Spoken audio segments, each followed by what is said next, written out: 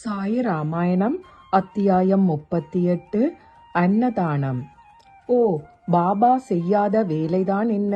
மசூதியின் தரையை தாமே சாணியால் மெழுகினார். யாரையும் எதிர்பார்க்காமல் கஃனியையும் லங்கோட்டையும் தாமே தைத்து கொண்டார். ஹண்டி கொதித்து பயங்கரமாக நீராவி வெளிவந்து கொண்டிருக்கும் போது கஃனியின் கைகளை மடித்துவிட்டு கொண்டு உணவை மேலும் கீழுமாக தம் கையால் கிளறுவார். ஹண்டி தளதளவென்று கொதித்து கிளறுவதற்கு தயாராகி விட்டது என்று தெரிந்த பின் பாபா இந்த அற்புதமான லீலையை செய்வார். ஓ, இரத்தமும் சதையுமான கை எங்கே? கொதிக்கும் ஹண்டி எங்கே? ஆயினும் பீதியடைந்த முகத்தையோ கை வெந்து போன அடையாளத்தையோ சிறிதளவும் காண முடியவில்லை. பக்தர்களின் தலைமேல் இன்னல் விழுந்தவுடன் எடுத்தெறியும் கையை கொதிக்கும் சோறு என்ன செய்ய முடியும்?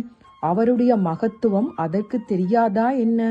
ஊற வைத்த பருப்புகளை அவரே அம்மியின் மீது பரப்பி சுத்தம் செய்தபின் குளவியால் அரைப்பார். அரைத்த மாவை தம்முடைய கைகளாலேயே வடை உருவில் தட்டுவார்.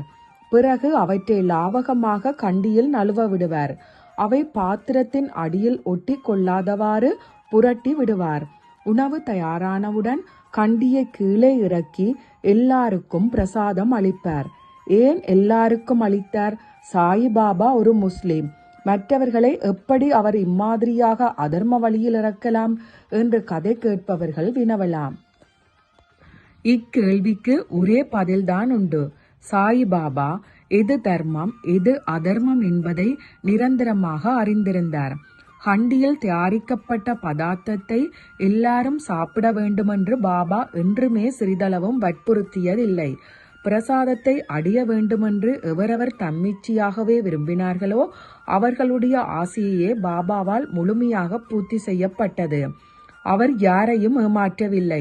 மேலும் அவர் எந்த ஜாதி என்பதை யார் அறிவார்? மசூதியில் வாழ்ந்தார் என்பதால் அவர் ஒரு முஸ்லிம் என்று எல்லாரும் சொன்னார்கள். ஆயினும் அவருடைய வாழ்க்கை நெறியை கண்டு ஜாதி என்னவென்று யாராலும் கண்டுபிடிக்க முடியவில்லை. எவரை கடவுளாக ஏற்று பக்தர்கள் பாத தூளியில் புரளுகின்றனரோ அவருடைய ஜாதி என்ன என்று ஆராய்ச்சி செய்ய வேண்டுமா? ஐயகோ, என்ன ஆன்மீக தேடல் இது! எவரிடம் இகபர நாட்டமின்மை உட்பொதிந்திருந்ததோ, எவருக்கு விவேகமும் வைராக்கியமுமே செல்வமோ அவருடைய ஜாதியை ஒரு பிரச்சனையாக எழுப்ப வேண்டுமா? ஐயகோ, என்ன ஆன்மீக தேடல் இது! தர்மத்திற்கும் அதர்மத்திற்கும் அப்பாற்பட்டவரும் சுத்த ஆனந்தத்தில் சதா மூழ்கியவருமானவரின் ஜாதி என்னவென்று தெரிந்து கொள்ள வேண்டுமா? ஐயகோ, என்ன ஆன்மீக தேடல் இது! இவ்வாறே பாபாவின் சரித்திரம் நானோ நிஜமான சுகத்தையும் ஆனந்தத்தையும் அனுபவிப்பதற்காகவே அவருடைய சரித்திரத்தை பாடுகிறேன். கேட்க வேண்டுமென்று விரும்புவர்களின் ஆவலை என் பாட்டு பூர்த்தி செய்யும். ஹண்டி கதையின் நூலை வழியில் எங்கோ விட்டுவிட்டோம். இப்பொழுது பாபா தாதாவிடம் என்ன கேட்டார் என்பதை சொல்கிறேன், கவனத்துடன் கேளுங்கள். சுவையான புலாவ் கொஞ்சம் சமைக்கப்பட்டிருக்கிறது. அது எப்படி அமைந்திருக்கிறது என்று பார்த்தீரா? ஆகா ஆகா, மிக சுவையாக இருக்கிறது என்று தாதா உபகார வார்த்தையாக சொன்னார். தாதா கேல்கர் வயதான பக்த சிரோஷ்டர். ஸ்நானம், சந்தியாவந்தனம் போன்ற தினசரி சடங்குகளை நியம நிஷ்டையுடன் செய்து வந்தார். எந்த காரியமும் சாஸ்திர விதிகளுக்கு உடன்பட்டதா உடன்படாததா என்று பார்த்து சதா அனுசரித்து வந்தவர். அவருக்கு இச்செயல் மாமிசம் கலந்த உணவை சுவைத்து பார்த்தல் முறையானதாக தோன்றவில்லை. பாபா தாதாவிடம் சொன்னார், நீர் எப்பொழுதும் கண்ணெடுத்தும் பார்த்ததில்லை, எப்பொழுதும் சுவைத்தும் பார்த்ததில்லை. அவ்வாறிருக்க அது சுவையாக இருக்கிறது என்று எப்படி சொல்கிறீர்?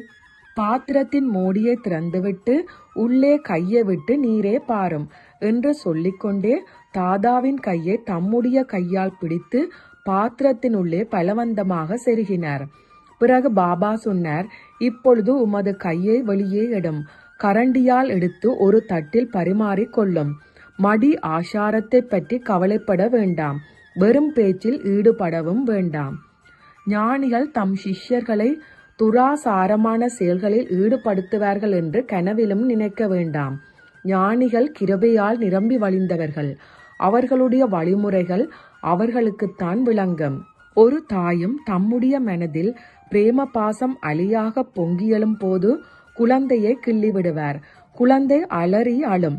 தாய்தாம் உடனே அணைத்து கொள்ளவும் செய்வார்.